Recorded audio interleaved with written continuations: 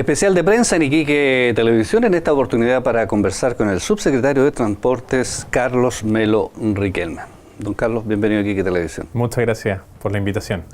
Le comentaba antes de partir la entrevista, ¿cierto? El tema de transportes, del Ministerio de Transportes en general, se vincula con el Transantiago directamente, digamos. Ahí hay una relación muy directa y también con todos los reclamos que ha tenido este sistema de transporte, a pesar de que cuando uno lee informes internacionales, en fin, dice que este es uno de los mejores sistemas, digamos, en Latinoamérica, ¿cierto?, que permite además a los usuarios, cuando hemos tenido la oportunidad nosotros de ser usuarios, ¿cierto?, de cambiarse de un bus al metro, del metro al bus, en fin, y pagar solo una tarifa, en fin, tiene una serie de garantías, y para aquellos que usamos también alguna vez la tobalaba las rejas, o qué sé yo, ¿cierto?, esas micros que corrían, ¿cierto?, como desaforados en Santiago, con el eventual peligro de accidente, en fin, a lo mejor, claro, la gente de alguna manera no ha valorado bien este sistema o este cambio que hubo. ¿Por qué siente usted que eso ha pasado? Mira, hay razones importantes que tienen que ver con la historia y el momento inicial de implementación de este sistema. Ese proceso fue un proceso en general muy traumático y hoy en día, si uno mira para atrás, creo que todos hemos aprendido la lección de que tratar de generar estos cambios en el sistema de transporte bruscos de un día para otro no son una buena idea.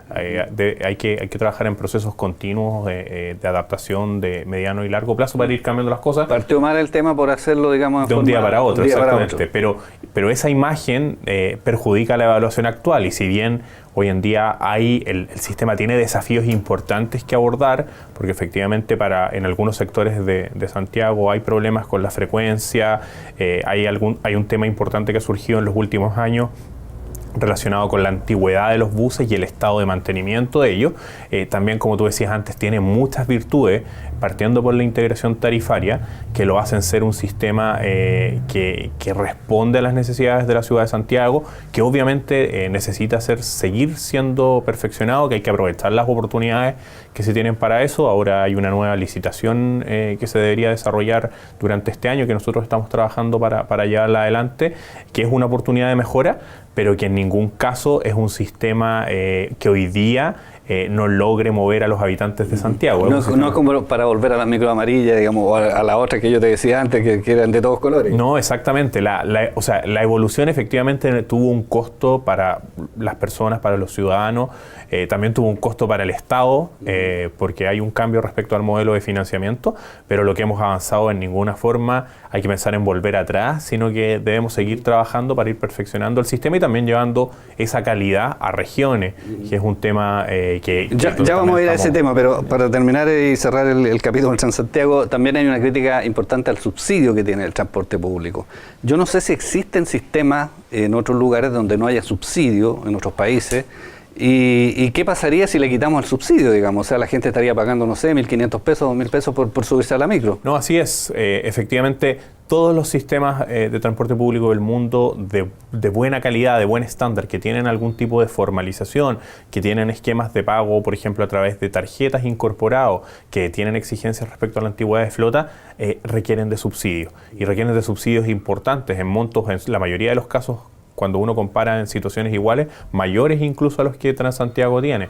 Entonces, aquí yo creo que Transantiago también ayudó para romper ese mito de que el subsidio en el transporte público es una necesidad, y es una necesidad porque es una herramienta para mejorar la calidad sin afectar la tarifa de los usuarios. Como tú decías y dabas, el ejemplo es bastante preciso. La tarifa de Transantiago hoy, si no existiese el subsidio, sería alrededor de 1.200 pesos. Y eso efectivamente sería una carga muy difícil de abordar para muchas familias que lo usan todos los días. ¿Y qué pasa con las regiones? Nosotros nos beneficiamos con los, ¿cómo se llaman? Recursos espejos, ¿cierto?, del Transantiago, y hemos tenido hartas noticias acá respecto de cómo se emplean estos recursos. Entre otras cosas, ¿cierto?, tenemos una rebaja de tarifas de estudiantes, tenemos subsidios a las zonas aisladas, en fin, más de 3.300 millones de pesos acá en la región. Cuéntenos cómo funciona esto. ¿Se distribuye en todas las regiones igual? ¿Depende de la cantidad de personas? ¿Depende de qué tipo, digamos, de servicios se subsidian? ¿Cómo es? Mira, los fondos de espejo primero se dividen en dos partes que son importantes. Una es la parte permanente y otra es la parte transitoria. La parte permanente, la gran parte de esa bolsa que es el subsidio permanente es de administración del Ministerio de Transporte. Y la parte transitoria, en cambio, lo que se definió hacer es transferirla a los gobiernos regionales a través del Fondo Nacional de Desarrollo Regional en las mismas proporciones que se distribuyen los recursos de este fondo. Ya, es decir, no a todas las regiones va la misma cantidad de plata, sino que va un proporcional, y ese proporcional tiene que ver con la población de la región. Okay. Ya, esa parte que va a las regiones, cada gobierno regional va definiendo cuáles son los proyectos que ese subsidio financia en la región. Por lo general son proyectos de infraestructura. ¿Y por qué? Porque como esta parte del subsidio tiene un carácter transitorio, que en algún momento en el año 2022 se va a acabar, lo que se definió es ocupemos esa plata para hacer infraestructura, no para generar un gasto permanente, porque en algún momento supuestamente se va a acabar. Sobre la parte permanente, que es la que el Ministerio en su mayoría gestiona, el Ministerio también tiene diferentes líneas de programa, ¿ya? Quizás las más destacadas son, uno, la rebaja a la tarifa estudiantil. Como ustedes saben, y de hecho en el gobierno de la presidenta Bachelet, se amplió este beneficio para hacerlo extensivo a las 24 horas, los 365 días del año, y ahí hay un subsidio que se paga a todos los operadores en todas las regiones de Chile para que ese beneficio exista.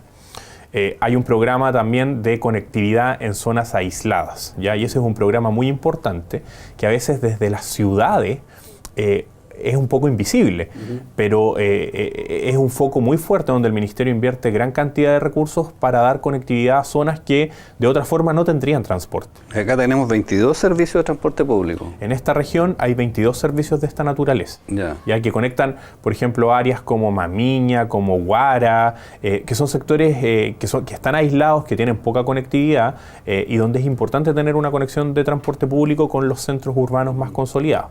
Ya esto, en el caso de la región de Iquique está este ejemplo. Hay regiones donde esto es fundamental para la vida de las personas. O sea, imagínense, por ejemplo, en las regiones de Aysén o de Magallanes, donde la conectividad solamente se puede hacer por vía marítima. La cantidad de recursos que el Ministerio tiene que destinar para que existan esos servicios es muy importante. Esa es una segunda línea fundamental. La tercera línea, que es una línea que se alinea muy bien con el resto de las políticas de este gobierno relacionadas a impulsar y mejorar la calidad de la educación, son los subsidios al transporte escolar. ¿Ya? Tenemos más de 700 servicios a lo largo de Chile.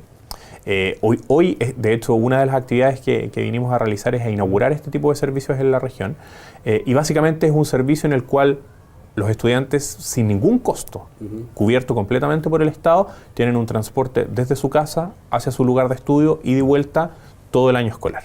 ¿Y quiénes pueden acceder a ese...? A ese beneficio acceden los estudiantes de los colegios que están ubicados en zonas más aisladas. Ya, por ejemplo, uno de los servicios que vamos a ir a inaugurar mañana es la conexión del Instituto del Mar hacia todas las caletas del sur hasta Chipana.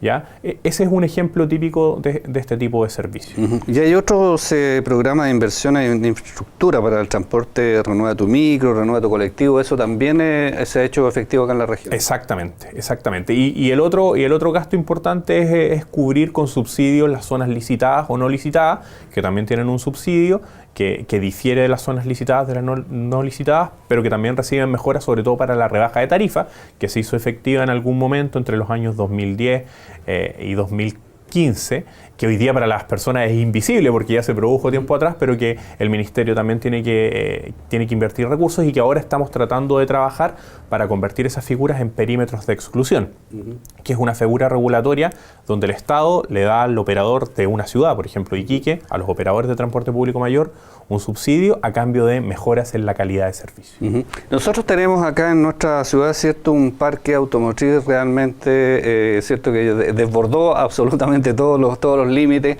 Prácticamente no hay ninguna calle de la ciudad que no esté llena de ciertos vehículos estacionados, muchos vehículos en mal estado, mucha chatarra, en fin. Y de todas maneras, ¿cierto?, el transporte público, a pesar de todo lo que usted me ha comentado, uno echa de menos, digamos, un sistema más moderno, ¿cierto?, más eficiente, que de alguna manera desincentive a la gente a seguir comprando vehículos y dejándolos, ¿cierto?, ahí estacionados o definitivamente oxidándose al lado de la casa, digamos. ¿Qué tan lejos estamos de un sistema de real calidad, digamos? Se acaban de inaugurar en Santiago, ¿cierto?, un par de buses eléctricos, uno sueña con un sistema como ese, estamos muy lejos todavía, es muy caro, es muy difícil trasladarse, digamos, del estándar que tenemos hoy a un sistema realmente cómodo, confortable y que logre este objetivo. Mira, nosotros a lo que aspiramos es a que esta figura de los perímetros de exclusión se convierta en el primer paso para ir consolidando ese sistema de transportes cómodo o de calidad que tú señalas. ¿Por qué? Porque creemos que es muy importante que el subsidio finalmente se transforme en mejora de calidad de servicio. Si no logramos hacer esa combinación, finalmente no vamos a poder generar mejor calidad de servicio aunque sigamos inyectando recursos en las regiones.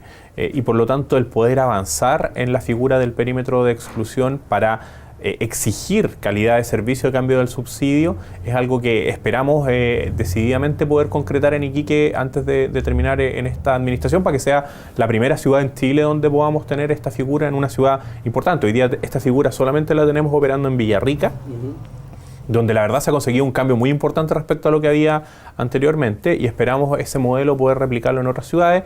Y Iquique hoy en día está dentro de las primeras en nuestra lista de prioridad para lograr esa figura.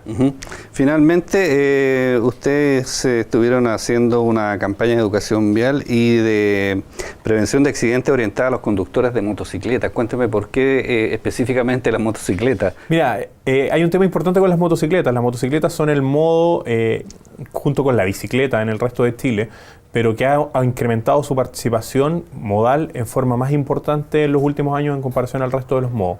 Hay un uso mucho más intensivo de la motocicleta, y si uno suma eso al hecho de que cuando uno revisa los accidentes por fatalidad, más de la mitad ocurren o en peatones o en bicicleta o en motocicletas, uno se da cuenta que la motocicleta requiere un tratamiento especial desde el punto de vista de la seguridad.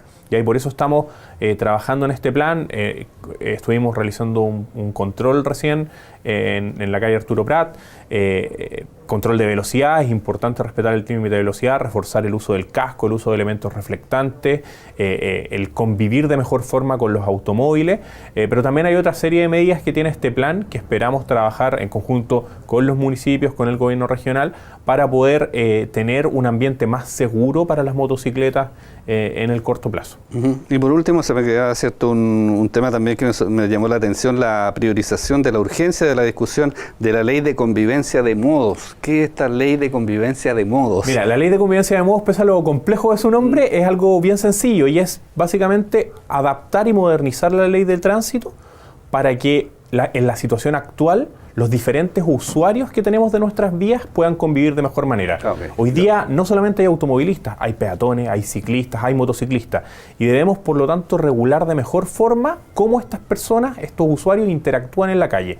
La medida más emblemática de la ley de convivencia de modos es la reducción del límite de velocidad en zona urbana. Hoy en día está en 60 km por hora, y lo que este proyecto de ley plantea es bajarlo a 50. ¿Por qué?